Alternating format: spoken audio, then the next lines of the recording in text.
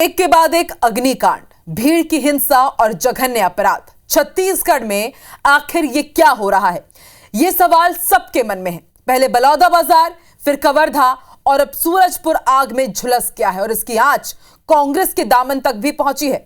दरअसल आरोपी के एनएसयूआई से रिश्ते बताए जा रहे हैं। कुल मिलाकर सवाल यह है कि सिस्टम, सियासत और सवालों की त्रिशंकु में एक बार फिर उलझ गया है छत्तीसगढ़। देखिए रिपोर्ट।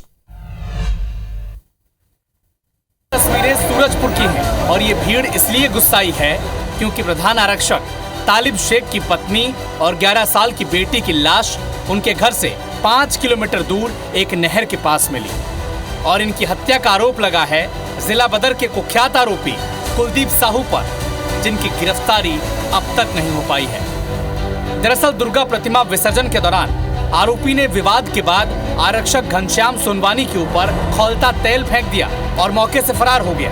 और इस आरोपी की तलाश में जुटे प्रधान आरक्षक तालिब शेख की भी आरोपी के साथ विवाद हुआ, लेकिन आरोपी उस वक्त भी मौके से फरार हो गया। लेकिन जब देर रात प्रधान आरक्षक तालिब शेख घर पहुंचे तो उसने देखा कि उसकी पत्नी और करीब 11 साल की बेटी घर से गायब थे। सुबह उन दोनों की लाश मिली, जिसके बाद शहर में नाराज लोगों ने जमकर उत्पात मचाया। आरोपी की गिरफ्तारी कब तक हो सकेगी? समय सीमा बताया जाना तो संभव नहीं है।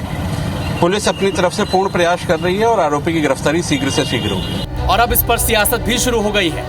कांग्रेस का कहना है कि पुलिसकर्मी के परिवार अगर इस तरह से खतरे में रहते हैं तो आम नागरिकों की सुरक्षा का क्या हाल होगा, ये भी सोचिए। बीजेपी ने इसका जवाब भी दिया है। कानून व्यवस्था की स्थिति तो पूरी तरह से ध्वस्त है छत्तीसगढ़ में और सरकार को इस दिशा में सोचना चाहिए। कुछ तो जनता ने उनको जनादेश दिया है तो उसका सम्मान तो सरकार को करना चाहिए। जो घटना वहाँ पर हुई है उसमें उस व्यक्ति के राजनीतिक लोगों के साथ फोटो वगैरह भी है। उसमें उसका लिंक दिखता है कि वो कैसे संपर्कित है, कहाँ संपर्कित है, परंतु उसको सिर्फ गुनहगार मान करके और उस पर कठोर कार्यवाही के लिए पुलिस तुरंत आगे बढ़ेगी। इस पूरे विवाद ने तब एक नया रंग ले लिया जब आरोपी कुलदीप साहू को एनएसयूआई यानी कांग्रेस के छात्र संगठन का कार्यकर्ता बताया गया। उसकी तस्वीर भी सूरजपुर के एनएसयूआई जिला अध्यक्ष चंद्रकांत चौधरी के साथ वायरल हुई। हालांकि एनएसयूआई ने उसे अपना कार्यकर्ता मानने से इनकार कर दिया है।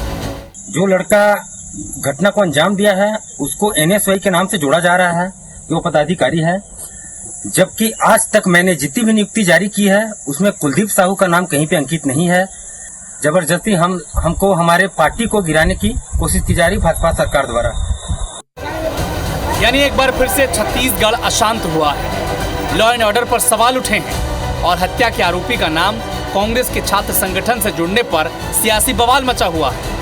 कुल मिलाकर सिस्टम, सियासत और सवालों के त्रिशंकु में एक बार फिर से उलझ गया है छत्तीसगढ़। Bureau report, IBC 24।